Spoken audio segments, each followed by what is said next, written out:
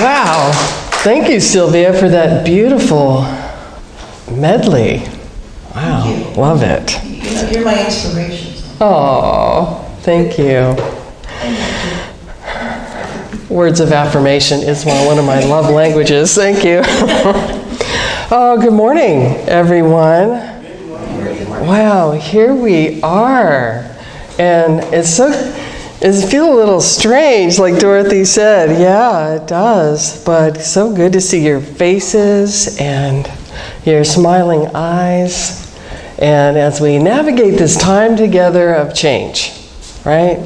Time together of change that is growing us spiritually. And as one of my friends put it, it's a stretch marks of the soul. Sometimes you grow faster, forced into faster growth, right? So we're on this journey as messengers of love. So a 60-year-old couple was having their 40th wedding anniversary, and they were celebrating and having a party. And at the party, a genie showed up. And she said, "Since you've been such a loving couple all of these years, you've been through so much, I'm going to grant you each one wish." So the wife closed her eyes and she said, "You know, I've always wanted to travel. We've been so busy with kids and then grandkids. My wish is for my husband and I to take a cruise around the world." And so the genie waved her hand and poof, the wife had 2 tickets in her hand. Then it was the husband's turn. And he blurted out, "Well, I'd like to be married to a wife who's 30 years younger than me." And the genie waved her arm, and poof, he was 90.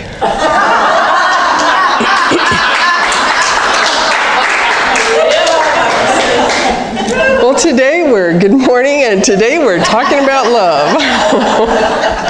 And we're talking about how to, communicate better, to understand and grow ourselves in love, and to enhance or even repair our relationships with those who are special in our lives, and also to strengthen our relationships with ourselves and with God.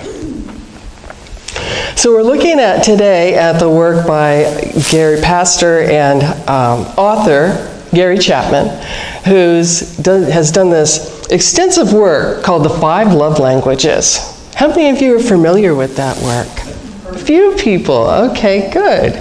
So what I really like about this is that it's a practical tool that we can learn and then take out when you leave the door today to practice. So, spiritual tool. So he originally wrote this for couples, but it's been expanded to with books for singles and parents and children, and even in the workplace. So these are tools we can use in any relationship to improve the communication and the bond that we have with others. So this month, with all the Valentine balloons and cards and candy, have you been meditating on love? What is love? We know it when we feel it, right? It's a felt sense. Unconditional love can feel like God, like union with God, with the divine, being in the flow of life. Divine, pure connection. It's a choice we make, right? It's a choice we make to love. And a force that holds the universe together. Charles Fillmore, co-founder of Unity, called love the pure essence of being that binds together the whole human family. So it's like a spiritual glue that we are connected. Well, maybe that's not such a great image, right? But it's a glue that you like. Yeah. That reminds me of rubber cement. You remember playing with that in elementary school? It was so tactile. So how can expressing our love language be a spiritual experience, you may be wondering? Well, it's a gift. It's a gift to God, the God in others, the God in ourselves. It's when we're giving from our true essence without expectation, that unconditional love. It's also an act of faith that what we give out is a blessing, and what we give out comes back to us, maybe from the same person or group, or maybe in other ways, but we're in the circulating stream of God's love and God's good. So it's an act of faith with the choice to love. It's our connection with others, and it's a higher awareness when we operate from that love. Mother Teresa once said, if you judge people, you have no time to love them. So it's a choice we make. So, do you know what your love languages are? You might have a clue at the end of this hour. So we all want to love more, right? To be more loving, to feel the love that flows in our lives, and to participate in that. So our intention to love is a holy prayer, because all expressions of love are God made visible. I call it the 31 flavors of God. All those different ways we express love to our friends, our family, our partners, our kids, our pets, our parents, our friends, co-workers. 31 flavors.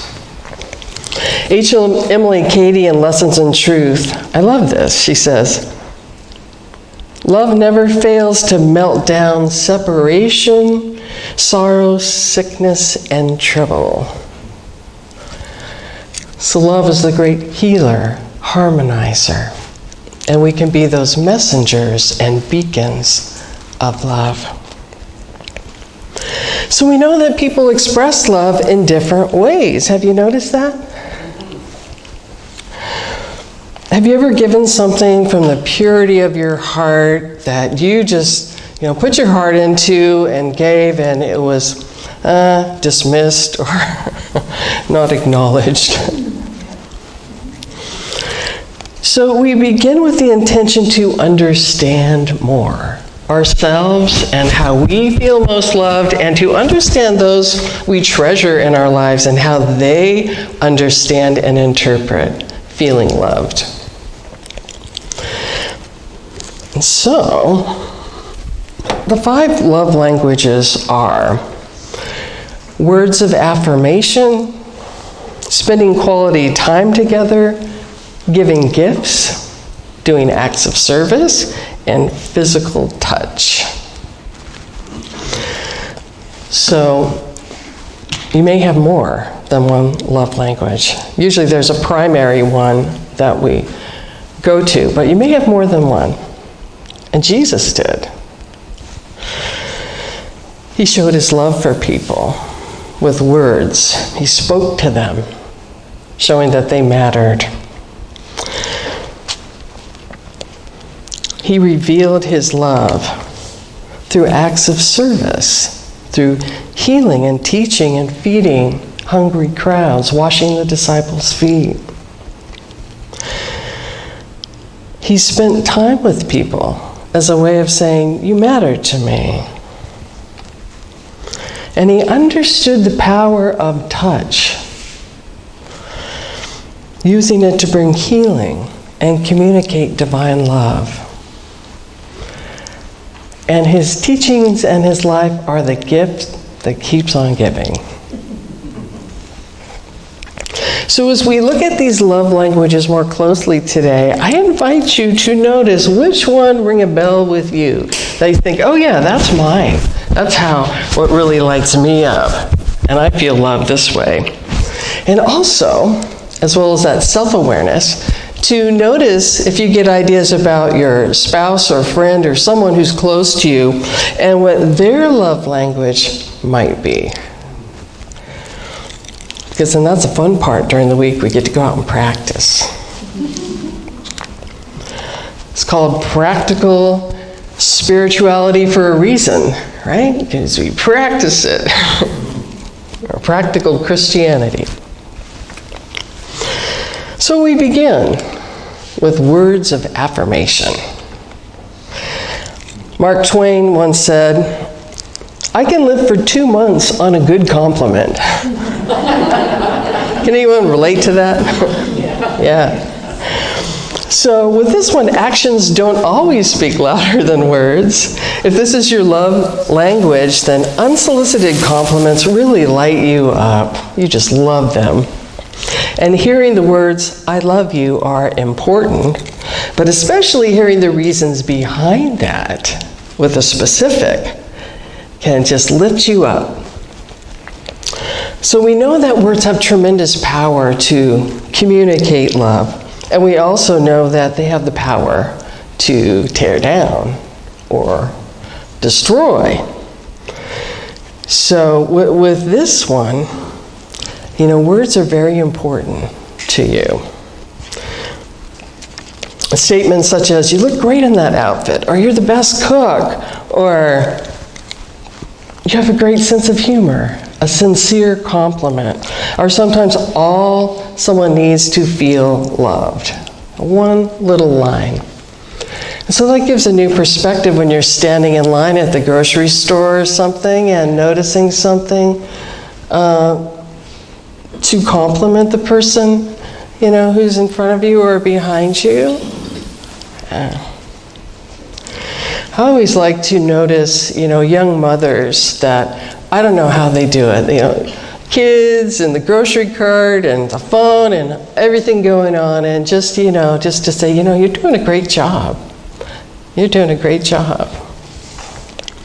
So offering encouragement is another way to show this, words of affirmation. And listening, really listening, and validating someone's feelings or experience or progress helps to communicate and let the person know that they're loved and supported. But words don't do it for everyone. You may remember the play My Fair Lady. And Eliza Doolittle's being courted by a suitor named Freddie. He writes her 2 love letters every day. But that's not her love language. And at one point she cries out, "Words, words, I'm so sick of words. If you're in love, show me. Don't tell me about love forever. Show me now." So that brings us to our next love language. Spending quality time together. By the way, as we go through these, you might get some ahas about, "Oh, that's what happened in this relationship. Oh, okay." So if this is your primary love language, nothing communicates love to you more than spending quality time together. So that means the TV is off, the phone is on silent, put away, no distractions, no tasks, no newspaper in front, just presence. Spending time together. And so when there's distractions or postponed dates or failure to listen, that can feel very hurtful to someone who this is their primary love language. And so you feel most love when your partner, child, friend, parent spends time with you, whether you're doing a hobby together, something you enjoy, or just sitting and having tea together, or talking, or even in time in the silence. And some people spell love T-I-M-E. When I learned about these love languages, that rang a bell with my father, because he was not doing the words of love. He was not a very, verbal person, but he would take me fishing with him. And we would go down to this little spot by the bridge and just be in the silence with our, the fish and our fishing poles, and until the sun went down. It was dinner time. He just loved spending time together. And so when I finally figured that out, I thought, oh, he did love me. He was just doing it in his way. And I was the oldest, so I got to go to the hardware store with him. To this day, I love hardware stores. Just the smell of the bark and, oh boy, all that. So quality time. The next one. I think a lot of people have this one. If this is your primary love language, you thrive on receiving gifts. And it doesn't have to be anything big, just like a little token or some food or a coffee or something. And don't mistake this for materialism. Really, if this is your love language, what you love is someone's thoughtfulness and effort that they went to bring you this. And it lets you know they were thinking of you. And that just warms your heart, makes you feel loved. Makes you feel loved, cared for, understood, prized, and cherished. And it doesn't have to be every day either, you know, but just sincerely, well placed in a relationship can make it grow and strengthen it. Conversely, a missed birthday or anniversary or hasty, thoughtless gift just misses the mark. Uh-huh. Yeah, I see some heads nodding out there.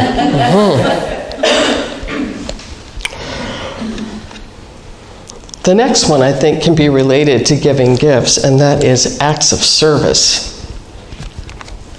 Isn't that beautiful laundry right there? Yes, it is.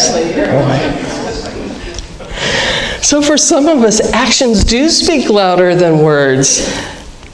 And you might think, well, can vacuuming the floor really be an expression of love? Yep. Yes. Yes. So if this is your primary love language, anything someone does to ease the burdens of your responsibilities, oh, you just feel so loved. Like, oh, thank you, thank you, thank you. Conversely, broken commitments are making more work for you. Tell the speakers of this language that feelings don't matter, so that can be hurtful. But you know this is your love language if the words you most like to hear are, let me do that for you. Let me do that for you. I think a lot of us like to hear that, right? You know, lending a hand or someone who lends a hand. So last but not least, physical touch. Physical touch. And if this is your love language, you're maybe a very touchy-feely person. You find yourself reaching out to put an arm on someone's shoulder or a hand, or you love hugs. And this time, these past 2 years has been very frustrating for you. Right? Or for all of us in some way, but especially for the physical touch part. And so with this one, for couples, this love language isn't all about the bedroom, though that's part of it. But for everyone who speaks this love language, if this is yours, you love hugs, pats on the back, pats on the shoulder, or arm. And these can all be ways that you feel love, even with no words. Just that touch that communicates so much. And with this one too, some of us don't like to be hugged or touched. Shocking in unity, right? So that's why we ask first. I've been in churches before where I've had people come up to me privately and say, you know, I don't like to hug and people want to hug me. I said, it hurts. You know, I'm so sensitive that it kind of hurts, you know. So we learn to respect boundaries and appropriateness with touch in different settings. And so physical presence is really important with this one. And conversely, and to any speaker of love language, neglect or physical harm is very damaging or hard on the psyche and hurtful and destructive to the relationship. So we learn more dialects of this love language of touch, at work, what's appropriate there? Fist bump, a handshake, a pat on the arm. And so learning how others speak this love language, how they speak it is really important as well, because some touches are pleasant and some are irritating. I got that lesson with my little grandson. He loves, after his nap, he loves to come sit on my lap and just put his head on my heart there. And the other day, I just smoothed his hair and he grabbed my wrist and flung it down. He did not like that touch. Message received. So how can we use this information to improve our relationships? Well, first of all, to know ourselves more, to know what we need and what makes us feel loved, to understand ourselves better, and so we can receive this love too, because sometimes we're so busy give that we forget it's a two-way street. We give and we allow ourselves to receive that love. And then once we have that understanding, we can share that with our spouse or partner or friend or someone who's important to us to have, make requests. Next week, we will talk about how we can do the 5 love languages for ourselves. We're also going to do a body, mind, spirit blessing. That'll be next week. So knowing ourselves, and then also being a detective to discern what someone else's love language might be. There's some questions that can help us with that. So we can ask ourselves, how does he or she most often express love and appreciation to others? Because the way they express it is often the way they like to receive it. Have you noticed that? The way you express it is the way you like to receive it. So noticing that, and then asking, what have they complained about lately? Because there's a longing or a discontent there, a need that can give us a clue. And then the third question is, what do they request of you most often? Maybe you've heard in relationship or even said, you don't spend enough time with me. Why don't we talk? Do you love me? Can you do the laundry? Can you hold my hand? So just to notice what might be their love language too. And notice that it might be different from yours. This is where spiritual growth comes in, right? Because the love language doesn't come naturally to us. That's a greater expression of love. Because we're willing to grow. We're willing to grow in love and set the ego aside instead of saying, well, here I am. If you don't like it, tough luck. Set that aside, set the ego aside, and be willing to learn, to grow in love more.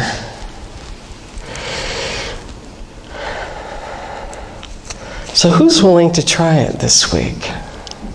Anybody? Oh, good.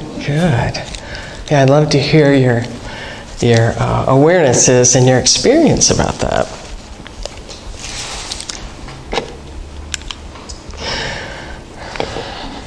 So this week, let us go forth knowing that our expressions of love are God's love, blessing the world. So go be one of your 31 flavors. Thank you.